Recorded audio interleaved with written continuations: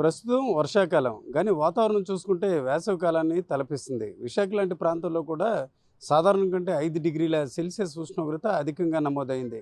ఇక ఇతర ప్రాంతాల్లో చూసుకుంటే 6.5 డిగ్రీల సెల్సియస్ కూడా ఎక్కువగా నమోదైనట్టు వాతావరణ శాఖ గణాంకాల బట్టి తెలుస్తుంది.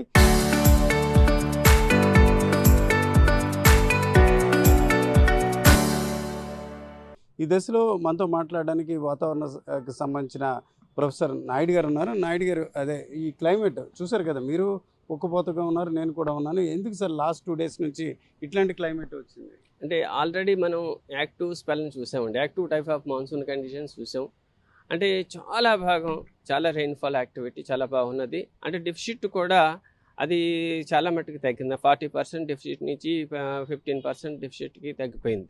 అంటే చాలా భాగం ఇండియాలో భాగం చాలా ఎక్కువ రెయిన్ఫాల్ యాక్టివిటీని ఇవ్వటం జరిగింది.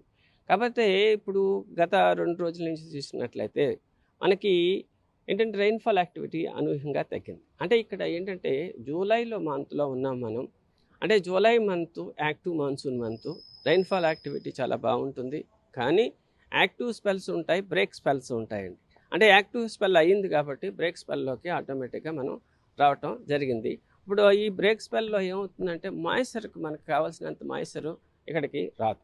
అంటే బ్రేక్ స్పెల్లో ఏమవుతుందంటే మనకి నార్దర్న్ పార్ట్స్ అంటే బాగా హిమాలయస్ దగ్గరగా ఎక్కువ రెయిన్ఫాల్ యాక్టివిటీ, అలాగే మనకి ఏంటంటే నార్త్ ఈస్టర్న్ పార్ట్స్, అలాగే మనకి నెక్స్ట్ ఏంటంటే తమిళనాడు రీజియన్కో కొంత రెయిన్ఫాల్ యాక్టివిటీ ఈ విధంగా స్ప్రెడ్ అవుతుంది. అంటే మేజర్ పార్ట్ ఆఫ్ ఇండియాలో తక్కువ రెయిన్ఫాల్ యాక్టివిటీ ఉంటుంది. అండ్ టెంపరేచర్లు తగ్గిపోవటానికి ఎక్కువగా ఉండటానికి కారణం ఏంటంటే మీకు క్లౌడీనెస్ లేదు. అంటే రెయిన్ఫాల్ యాక్టివిటీ తగ్గిపోయింది. డైరెక్ట్ సన్ రేస్ మనకి డైరెక్ట్గా పడుతున్నాయి. దానివల్ల ఏమవుతుందంటే ఆటోమేటిక్గా టెంపరేచర్స్ ఎక్కువగా చూపిస్తూ ఉంటాయి. అంటే ఇటువంటివి స్పెల్స్ 3 to 5 days సర్వసాధారణంగా ఉంటాయి బ్రేక్ స్పెల్స్. తర్వాత మళ్ళీ యాక్టివ్ స్పెల్లోకి మళ్ళీ వెళ్తూ ఉంటామండి. ఓకే, అంటే ఇప్పటికే మన ఆదివారం నుంచి, అంటే నిన్న ఆదివారం, మొన్న చూసుకుంటే శనివారం, అంటే ఆల్మోస్ట్ 3rd డేకి మనం 3వ రోజు వచ్చాం. ఒక రకంగా వేసవి ఫీలింగ్ ఉంది. చూస్తే మొన్న ఏరువాక పౌర్ణమి అని, ఆ పౌర్ణమి రోజు చాలామంది విత్తనాలు చల్లారు.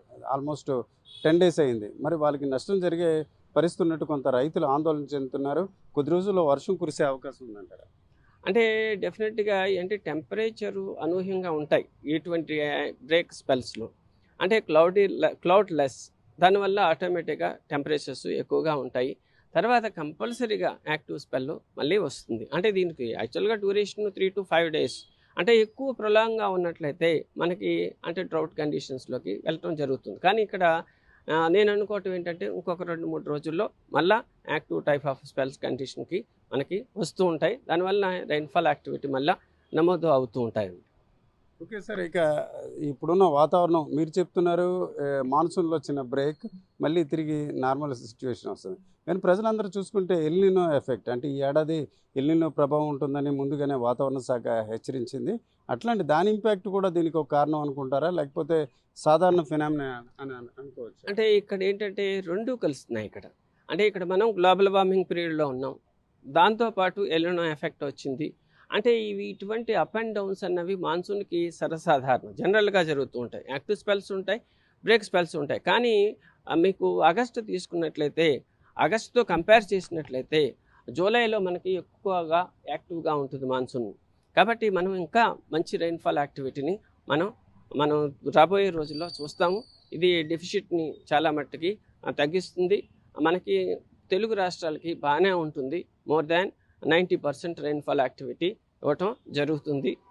మనం ఏం కంగారు పడవలసిన అవసరం లేదు. కానీ ఏంటంటే రెయిన్ఫాల్ యాక్టివిటీ మనం వచ్చినప్పుడు చాలా జాగ్రత్తగా ఉపయోగించుకోవటం, నీరుని సద్వినియోగం చేసుకోవటం, చాలా భద్రపరచడం, చెరువులు అయి ఉన్నట్లయితే వాటిని పూడికలు తీసుకోవటం, రిజర్వాయర్స్లో పూడికలు తీసుకోవటం.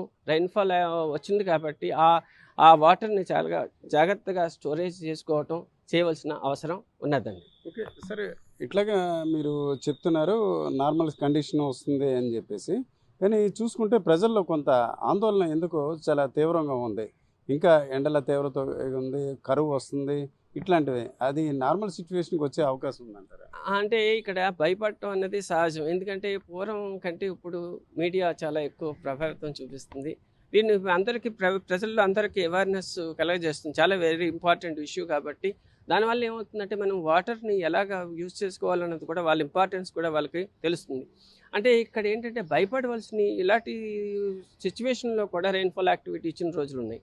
అంటే ఇక్కడ మనం ఇండియన్ ఓషన్ మనకు దగ్గరగా ఉన్నాం. ఇండియన్ ఓషన్లో ఉన్నటువంటి మార్పులు కూడా మనకి ప్రభావితం చేస్తూ ఉంటాయి. ఒక్కొక్కసారి ఏంటంటే పసిఫిక్ ఓషన్లో మీకు వ్యతిరేకంగా ఉన్న ఇండియన్ ఓషన్లో ఉన్నటువంటి కండిషన్స్ చాలా బాగుంటాయి. అటువంటప్పుడు రెయిన్ఫాల్ యాక్టివిటీని భర్తీ చేస్తూ ఉంటాయి. అందువల్ల ఏంటంటే మనం రెండూ చూసుకోవాలి, బేరీజ్ వేసుకోవాలి. అంటే ఇక్కడ మీకు El Nino or southern oscillation index లేకపోతే మీరు ఈ లానినా ఇలాంటి కండిషన్స్ ఒక ఫ్యాక్టర్ అన్నమాట, ఒక ఫ్యాక్టర్, ఇన్ఫ్లుయెన్స్ ఆఫ్ ఫ్యాక్టర్. అలాగే మీకు సమానంతర ఫ్యాక్టర్స్ ఉన్నాయి. అలాగే ఇండియన్ ఓషన్ డైపోల్ మోడ్ అంటాం, అది కూడా ఇన్ఫ్లుయెన్సింగ్ ఫ్యాక్టర్. అది బాగున్నట్లయితే అంటే పాజిటివ్గా ఉన్నప్పుడు మనకి ఇక్కడ రెయిన్ఫాల్ యాక్టివిటీ మళ్ళీ బాగుండటానికి ఆస్కారం ఉన్నది. ఆ భర్తీని ఇది చేస్తుందన్నమాట. ఓకే, ఒక రకంగా మీరు ఒక ఊరట కలిగించే విషయం చెప్పారు. షార్ట్ టైంలో మళ్ళీ నార్మల్ కండిషన్ వస్తుంది. ఎల్నినో ఎఫెక్ట్ మన హిందూ మహాసముద్రంకి దగ్గర ఉన్నాం కాబట్టి పసిఫిక్ మహాసముద్రంతో కొంత వేరియేషన్ ఉంటుంది.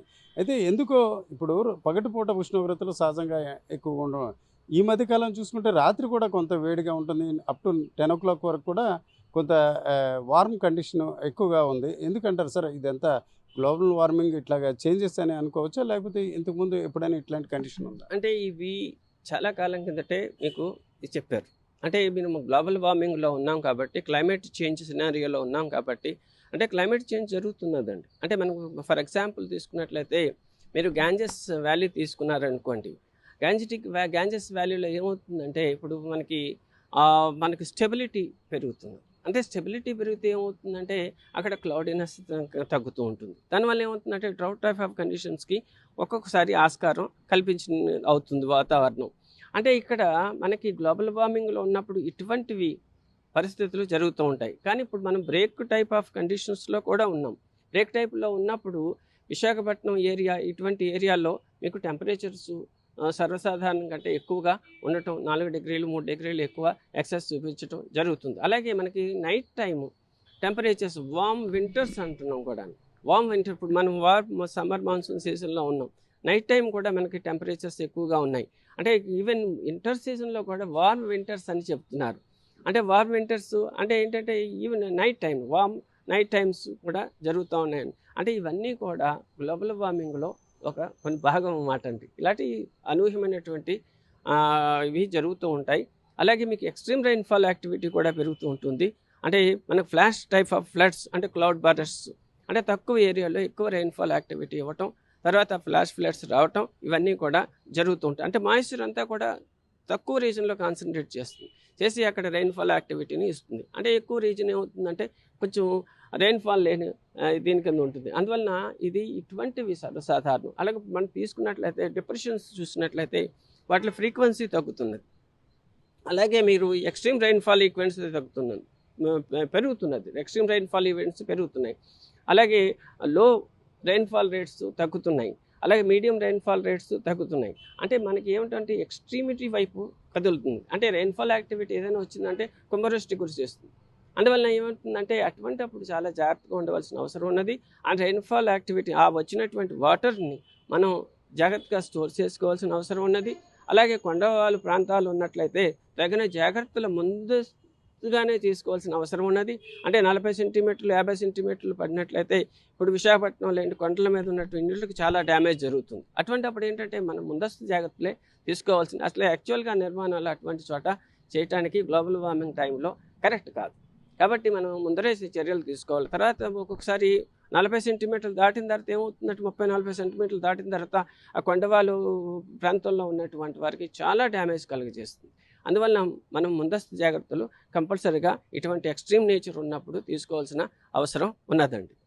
ఇది ఆంధ్ర యూనివర్సిటీ ఓషనోగ్రఫీ అలాగే మెట్రాలజీ డిపార్ట్మెంట్కి సంబంధించిన ప్రొఫెసర్ సివి నాయుడు గారు. ఒక రకంగా అయితే గడిచిన 3 రోజులుగా ఎండ తీవ్రత ఎక్కువ ఉంటుంది. ఇదంతా కూడా వాతావరణంలో సహజంగా వచ్చిన బ్రేకప్. అయితే ఇది మళ్ళీ సాధారణంగా మరికొన్ని రోజుల్లో వచ్చే పరిస్థితి. అలాగే ఇక చూసుకుంటే ఎల్నినో ప్రభావం ఎంతో కొంత ఉంది. అయితే దాని గురించి పెద్ద ఆందోళన చెందాల్సినంత తీవ్రత కాదు. సహజంగా ఎల్నినో అన్నది పసిఫిక్ మహాసముద్రంలో పరిస్థితులు బట్టి గణాంకాలు లెక్కలు వేస్తారు. కానీ మనం హిందూ మహాసముద్రానికి దగ్గరగా ఉన్న నేపథ్యాన వాతావరణంలో కొంత మార్పు ఉంటుంది. అయితే సహజంగా జూలై నెలలో ఎక్కువగా నైరుతి ఋతుపవనాల తీవ్రత ఎక్కువగా ఉంటుంది.